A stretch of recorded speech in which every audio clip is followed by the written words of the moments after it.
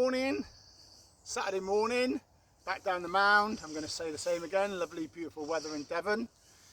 We were tidying up the other day, just tidying around, trying to tidy up, and our spade went quite far into the mud, which was strange. So we thought we'd have a little excavation. I'm glad we did, because what we found as we've excavated, if you can see down here, is there's a cut in the rock. Without doubt, there's this topsoil, comes down, there's the rock, you can see the different change in the colour, comes around here and round here. So I'm digging down, getting down to the bottom and almost at the bottom, and suddenly I see what I think is a little potato. And I said to Julie, who was with me digging, she does volunteer excavating on sites around the UK, I said, I think I found a small pebble, a potato. Picked it up, and it's a small white pebble. And I'll show you the small white pebble. It's lost some of its colour from being in there a long time. There you are. That is a beautiful pebble. Obviously it's a field, pebbles don't belong here, but it's lost some of its colour. Now the interesting thing about this being on the bottom is about 10 years ago, Julie was with me as well, and the county archaeologist, we excavated a prehistoric late Bronze Age, early Iron Age settlement about 1.5 miles from here. And when we dug out the post hose and went and dug all the mud and the topsoil out of the post hose, when we got to the bottom of every post hole we excavated was a small white pebble.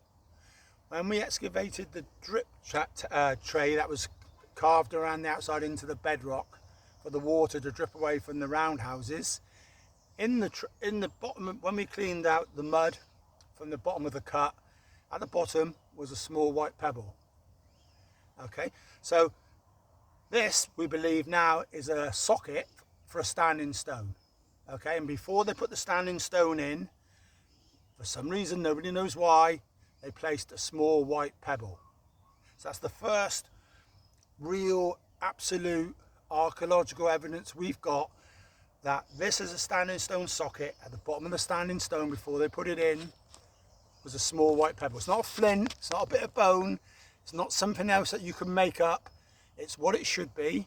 It's a small white pebble at the bottom of that hole, in amongst the mud, in this cut, which is a socket for a standing stone. If Roger pans the camera, you can see roughly where we think the entrance is going to be.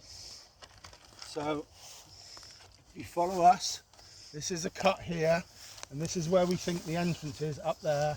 So you come down here, down here, down here, down here, and in there is a socket for a standing stone. And I believe there would be more sockets and more standing stones going along the front of the mound.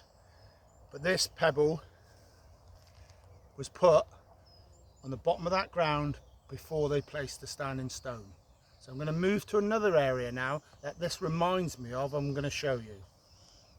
So you put it on pause, Rod. So we're facing east on the left hand side, and I dug this a couple of months ago, but I wasn't quite sure what it was. So I filled it in. So this is on, as you look at where we think the entrance is, the wide end, this is on the top right hand corner. If Roger comes around here, he can show you. When you dig and you excavate with a trowel, is the only way to get to know what the rock's like and what it's like. And you can see in here, this is all stone. So if Roger shows you in there, and I put my trowel down, you can see around here, this is cut, that shape is cut into the stone. This is all mud and infill. This is all rock. This is all rock. And now I've dug the standing stone socket over there. This is really, really similar, but I'm going to stop. I haven't reached the bottom. I'm not going to dig the bottom. So I think this is also a socket for a standing stone, but it's really strange that it would be up this high on the right hand side, but it's definitely not for a fence. They wouldn't have put a post in, a wooden post, and it's very similar dug. So humans have dug that. I could dig down and see if I could find another white pebble, but I'm not going to do that because I keep it covered. I keep a bucket over it. Try and keep it dry, so we can investigate later.